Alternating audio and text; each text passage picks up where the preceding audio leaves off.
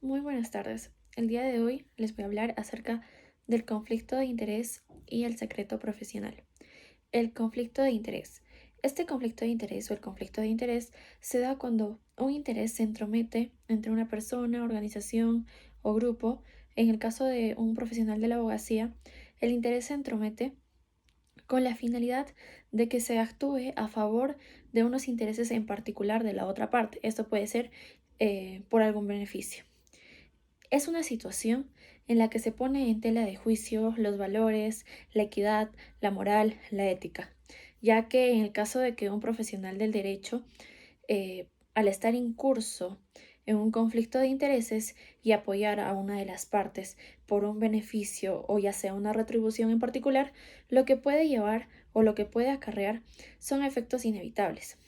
o que la toma de decisión de estar en un conflicto de intereses perjudique a un tercero que no tiene por qué perjudicarle de tal forma. Cuando hay una situación de conflicto de intereses, lo más adecuado sería que el abogado no deba representar a dicho cliente, debido a que estas actuaciones también se pone en una situación de valoración moral. ¿Por qué valoración moral? Ya que respecto al conflicto de intereses, no sería moral actuar siguiendo los intereses de una parte por recibir un beneficio ilegal o un beneficio en particular. No sería moral ni ético ponerse en esta situación de conflicto de intereses. Tampoco sería moral actuar por un beneficio ilegal, sabiendo que esto puede perjudicar a un tercero o terceros que no merecían ser parte de los efectos de un conflicto de intereses. En caso de que haya un conflicto de intereses, se debe restituir el daño que se provocó. De igual forma, la situación del conflicto de intereses, en lo posible, un profesional de la abogacía debería evitarlo permanentemente, debido a que no solamente es un acto inmoral o no es ético, sino que pone en tela de juicio la credibilidad de un abogado, de su ética como abogado o de su profesionalismo, ya que, en otras palabras, puede perjudicar su reputación del abogado. Y en caso sea el abogado parte de una empresa, perjudicaría la reputación de la empresa y la confianza que los clientes tienen en el bufete de abogados o en el abogado. Entonces, de igual forma, al estar en un conflicto de intereses, se consideraría inmoral incitar a que otra persona realice algo ilegal o actuaciones incorrectas que no se deberían hacer. El conflicto de intereses se debe hacer frente con una educación ética y moral para los profesionales de la abogacía, ello en sentido de que no perjudiquen la reputación y trayectoria de los abogados en general, y más para que puedan desarrollar una vida plena sin incurrir en situaciones tediosas que a largo plazo o a corto plazo van a perjudicar a otra persona y en sí mismo la persona o el profesional se va a perjudicar porque va a lograr la reputación o como lo he mencionado precedentemente. La fortaleza de este tema del conflicto de intereses que acabo de indicar es que existe un código de ética de los abogados, ya que determina ciertas conductas, ciertos estándares para que el actuar del abogado se debería obrar de determinada manera o manera correcta. Y la debilidad considero que está en que la última decisión está en uno mismo, o está en el profesional, está en el abogado. Entonces, que si este profesional no quiere ser consciente o no quiere seguir determinadas pautas de conducta, lo que puede causar es perjuicios a otras personas, perjuicios a sí mismo a su línea profesional y estaría obrando mal. En relación a lo mencionado, me encuentro de acuerdo en que un profesional del derecho debe mantenerse al margen de una situación de conflicto de intereses, por las diversas consecuencias que he mencionado que puede traer a la sociedad como a uno mismo, y es por ello que también voy a citar el Decreto Supremo número 044-2018, el que aprueba el Plan Nacional de Integridad y Lucha contra la Corrupción 2018-2021, respecto al eje de la capacidad preventiva del Estado frente a los actos de corrupción, ya que en este punto se menciona varios mecanismos mediante los cuales considero que el porcentaje de los funcionarios públicos puedan actuar adecuadamente y no incurrir en algunos actos de corrupción, como por ejemplo puede ser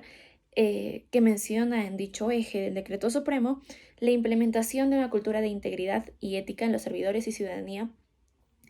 para que exista una cultura más concientizada. Bueno, yo estoy resaltando estos puntos porque al implementar una cultura de integridad y ética,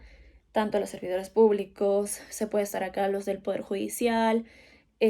a la ciudadanía en general, para que en cierta forma se le inculque valores para que obren de manera ética en el ejercicio de sus funciones, igualmente para que los ciudadanos estén al pendiente de estas actuaciones. De igual forma, se cita los portales de transparencia o se indica los portales de transparencia que gracias a la tecnología se pudieron dar estos y que permiten a la ciudadanía en general estar atentos a los actos que se realizan por los funcionarios públicos en ejercicio de su labor. Esto también eh, es importante recalcar, ya que gracias a la tecnología, como mencioné, se puede instaurar estos sistemas en los que la ciudadanía va a estar pendiente a lo que haga el funcionario público en su labor. Es por ello que una persona debe actuar de acuerdo a sus principios y valores éticos que se consideran correctos a manera global,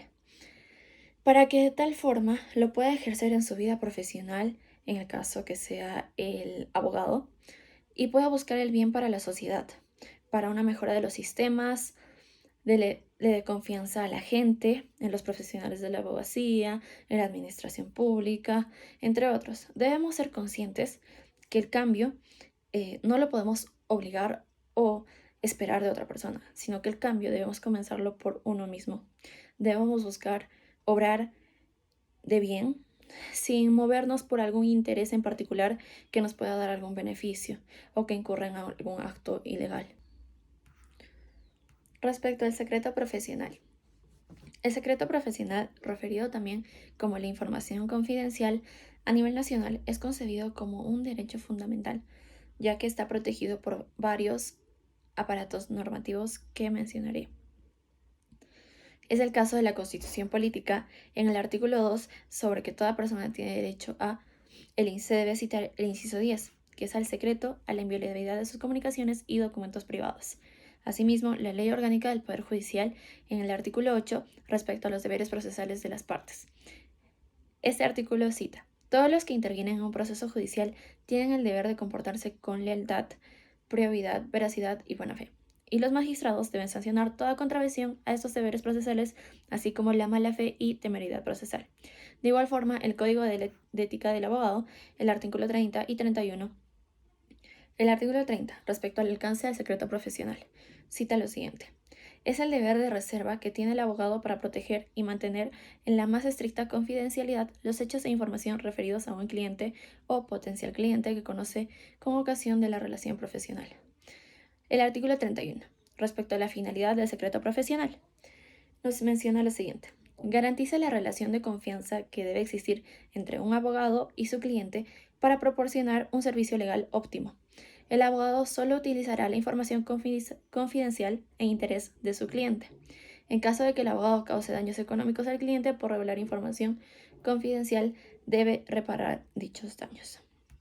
Los cuerpos normativos que acabo de mencionar indican que efectivamente el derecho al secreto profesional está protegido y es un derecho fundamental. En el caso del profesional de la abogacía, se debe tener en cuenta que es un pilar fundamental el secreto profesional. Asimismo, también es un pilar fundamental de la administración de justicia. Es claro que si hay un buen vínculo entre el abogado y el cliente, incluyendo el tema de mención, de mejor manera se podrá llevar a cabo los procesos, los casos que se tenga, ya que al tener una buena comunicación entre el abogado y el cliente, se podrá desarrollar el caso suscitado, esto ya sea con alegatos, fundamentos o defensa que presente el abogado a favor de su cliente. En ese sentido, se debe mencionar que la información brindada por el cliente a su abogado no puede ser divulgada, a excepción de lo previsto en el artículo 36 y 37 del Código de Ética del Abogado, que el artículo 36 nos prevé una excepción facultativa, es decir, que la información podrá ser revelada siempre y cuando el cliente lo autorice, ya sea para un caso, Por ejemplo, puede ponerlo en sus argumentos, esa información confidencial en los alegatos que se va a decir en la audiencia, para una defensa. Y posteriormente, otra excepción es el artículo 37, que es la excepción obligatoria. Lo que quiere decir que se le permite al abogado revelar la información confidencial brindada por el cliente, esto con el propósito de evitar que se cause un daño grave a la integridad física, psicológica o la vida de una persona. Esto me recuerda un ejemplo que nos pusieron sobre en que, digamos, una persona ya defiende a su patrocinado, pero este indica o el cliente indica que de igual forma va a matar a la persona X, que lo va a hacer, así le hayan absuelto, digamos, entonces que lo va a hacer y la va a matar. Entonces esto puede ser una, un ejemplo de una excepción obligatoria.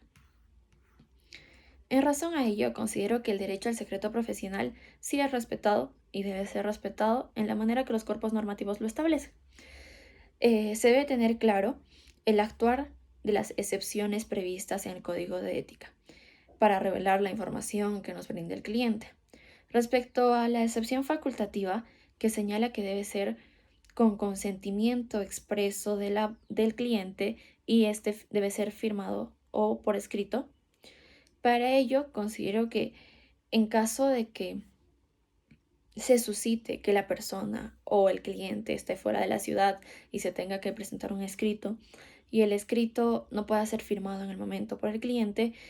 pero el cliente lo haya llegado a leer, a revisar y tenga el consentimiento, se puede aplicar el abogado o puede aplicar el artículo 290 de la Ley Orgánica del Poder Judicial,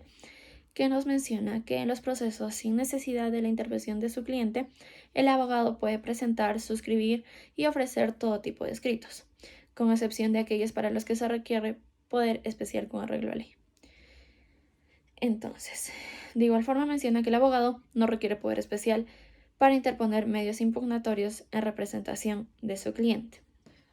De igual forma, respecto al artículo 37 del Código de Ética de Abogados, que nos menciona la excepción obligatoria para divulgar información, lo considero de muy buena aportación para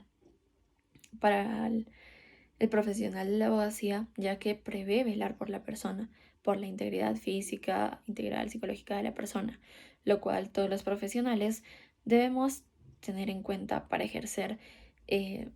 la abogacía o el derecho. Muchas gracias.